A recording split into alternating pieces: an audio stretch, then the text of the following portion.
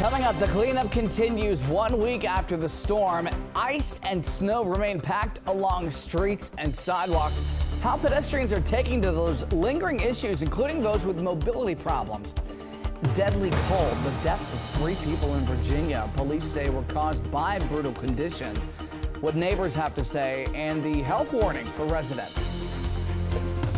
And as we head into Groundhog's Day, tomorrow will the groundhog see its shadow and add 6 more weeks to winter? We'll talk about that coming up. Plus, celebrating Black History Month, happy February. How local classmates are working to preserve history for generations to come. And follow the money. From savings accounts for children to deals to save on winter essentials. Good news, we're stretching your dollar. You're watching the station covering all of the DMV.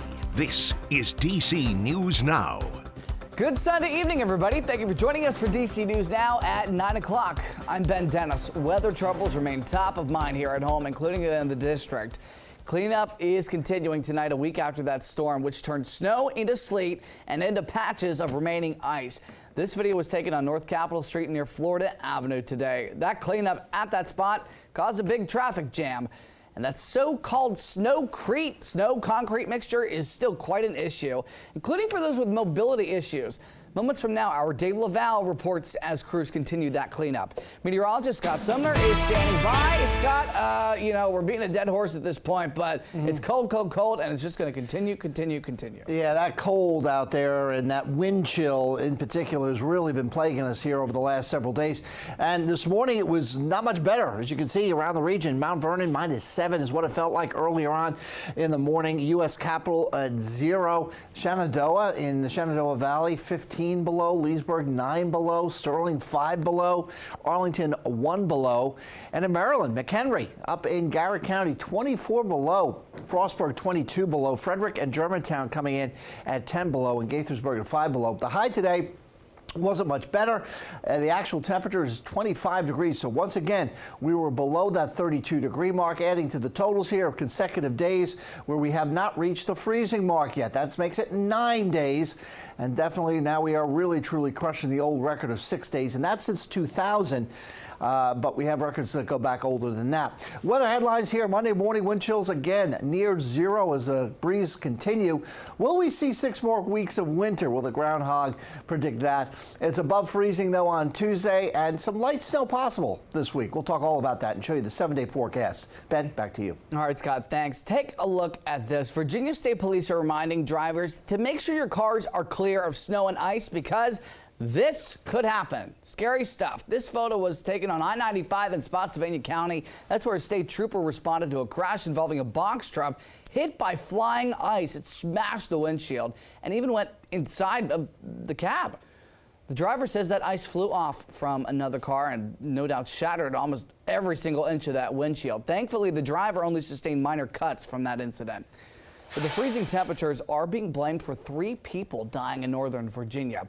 It's Fairfax County Police who say all 3 died while they were outside. And investigators say a man in his 70s collapsed on Sunday while shoveling. A 50-year-old man experiencing homelessness died in an encampment, and an 89-year-old woman was found dead in her backyard. It was a frightening bit of news for neighbors. Really scary. I mean, you always kind of hear these statistics or whatever, and you think that it's never going to be you or a loved one, and then, you wake up one day and it is, and it's very real. Yeah, those blocks of ice still caked over the region are quite difficult to remove. That's why doctors are reminding everybody who is shoveling to take frequent breaks, stay hydrated, dress in layers, and try to clear the snow during the warmest part of the day. People continue to dig out from the DMV, Maryland, Virginia, and yes, in DC. It's reducing lanes. No travel issues for some people. Others, it's still a nightmare, including pedestrians who have mobility problems. Our Dave LaValle reports. I just think they need to get this cleared up. Chris James is not alone in what he and others have to go through to get to their bus along U Street and 16th Street Northwest, climbing over packed snow and ice that has not been cleared. I feel like it's very dangerous when you're dealing with the elderly and people there could possibly have injuries, and when you're dealing with small children, because when you're trying to get through this type of conditions, I mean, you're bound to hurt yourself. It's a similar scene at many corners around the district.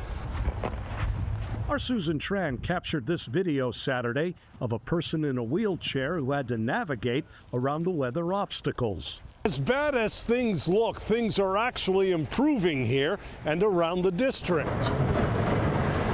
District crews use heavy machinery to clear out the snow and ice from around the city. They're working around the clock to complete the job. It's good that they are here. But Pastor Kevin Hart has concerns. So many side roads are still impassable, and it seems like the only way that you could get through them is because of the consistent cars that needed to move going up and down those streets. It's not known how long it will take to clear out all the snow and ice. People are urged to use patience until then. Along the U Street corridor in Northwest, Dave Laval, DC News Now. So Dave, DC's Mayor Muriel Bowser announced that trash collection is going to return to normal times and periods for front side pickup and alleyways. She says that households who get front side collection should put their trash in recycling cans out on regular pickup days. Those who get alley collection are advised to put their bins out as best as possible, and the district is going to use bobcats to clear pathways to get to them. Time now is 9:07. We have some breaking news tonight. President Donald Trump has announced plans to close the Kennedy Center for 2 years, and that's to complete renovations. The president's announcement was just posted on his Truth Social platform tonight, saying subject to the Kennedy Center board approval, the Kennedy Center will close starting July the 4th, in line with America's 250th birthday. He called the building, quote, tired, broken, and dilapidated, and wants to, quote, turn it into a world-class bastion of arts, music, and entertainment. This also comes after several artists back out of scheduled events after President Trump's name was added to the building. And after the president's social media post where he argued a full closure for 2 years would expedite the renovation process opposed to a phased process, a current Kennedy Center staffer tells me that the center's executive director, Richard Grinnell, emailed employees saying that Kennedy Center leaders recognize this creates many questions as they plan to temporarily close, quote, most of our operations, saying they will have more information in the coming days. New tonight, 3 people are without a home after a townhouse caught fire last night in Prince William County, Virginia. It's happened on Kagera Drive near I-95 in Dumfries. Crews found smoke coming from that townhouse and began to attack the flames from inside. They were spotted in the kitchen. Good news, nobody was hurt, but the house did sustain what's labeled as moderate damage. 2 adults and 1 child have been displaced. 1 person is in the hospital after reportedly jumping from a 2nd-story window to escape an apartment fire in Northwest DC. This unfolded this morning and said the flames were spotted in a hallway of a 3-story apartment building on 3rd Street. That person who jumped was taken to the hospital. They are expected to be okay. We've learned that an Upper Marlboro man was arrested after allegedly hitting a Maryland State Trooper's cruiser early yesterday morning while allegedly driving under the influence. So what happened? Well, police say this crash occurred in the area of Branch Avenue near Moores Road.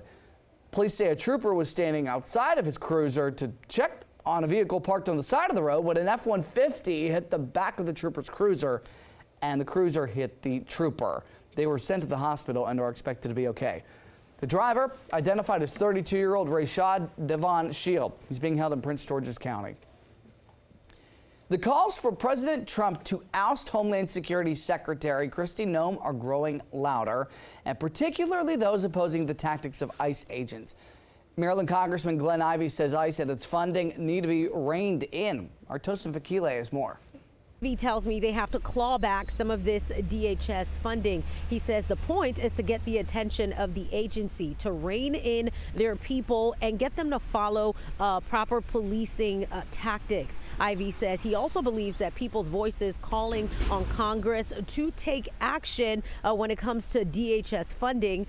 He believes it is making a difference or will make a difference on the actions that come out on the Hill. The pushback on the Hill on DHS funding grew after the 2 killings in Minneapolis. I asked Ivey how far he thinks Dems were willing to go with the pushback on DHS and ICE funding. We've got to claw back some of that money to make sure that they start using it the right way. Is this an issue that Democrats are willing to go all the way to, just like they did healthcare, and even risk the possibility of another government shutdown? I mean, I think we'll see. You know, what's happening right now is I think there are Republicans that are moving on this. And for Ivey, reining in DHS does not just stop at funding. He says it includes leadership at the agency. And he says Kristi Noem has to go. At the end of the day, she just needs to go one way or the other, whether it's impeachment, you know, fire her, remove her, let her retire. She's a big part of the problem. And they need to restructure and retrain the chain of command. And today, several organizations across the country are calling for a national shutdown in protest of ICE. And it involves people not going to work, not shopping, and not going to school. If we all agree on this kind of, I guess, economic shutdown, no business as usual, it can kind of send a message. Democrats want a 2-week funding stopgap for Homeland Security to put pressure on Republicans to quickly agree to reforms. Outside the Capitol, I'm Tosin Fikile. Back to you. Thanks to Tosin. Looking ahead in Northern Virginia, the Crystal City Metro Station is going to close in 2 weeks, and that's to create a brand new entrance. WMATA says that shuttle buses will replace trains between Pentagon City and DCA over 10 select weekends, and this continues through June. During one weekend in March and 2 in May, Crystal City, DCA, and Potomac Yard Metro stops will all be closed. WMATA says the new entrance is needed to accommodate the growing number of riders in Northern Virginia. Monumental Sports is unveiling the first installment of its District Arts collection at Capital One Arena. The multi-million-dollar initiative brings original artwork and photography from the DMV. And Monumental says more artists and work are going to be revealed as the arena continues to transform. Fun news tonight, and a big amount of kudos to Virginia native and country singer Shaboozey. He is now a Grammy Award winner. The Woodbridge native won for Best Country Duo Group Performance, along with singer Jelly Roll for their song Amen. Shaboozey thanked his parents who immigrated from Nigeria, and in his speech before tonight's main broadcast, touted the work done by immigrants to build the United States. More artists nominated and set to perform coming up later in our newscast. Coming up, what's new about those tax-free investment accounts with the president's name on it? How your family might be able to utilize them. Time now 9:13. We take a live look over our nation's capital. Yeah, it's a little blustery out there. Man, it has been cold. Scott's got your weather outlook coming up.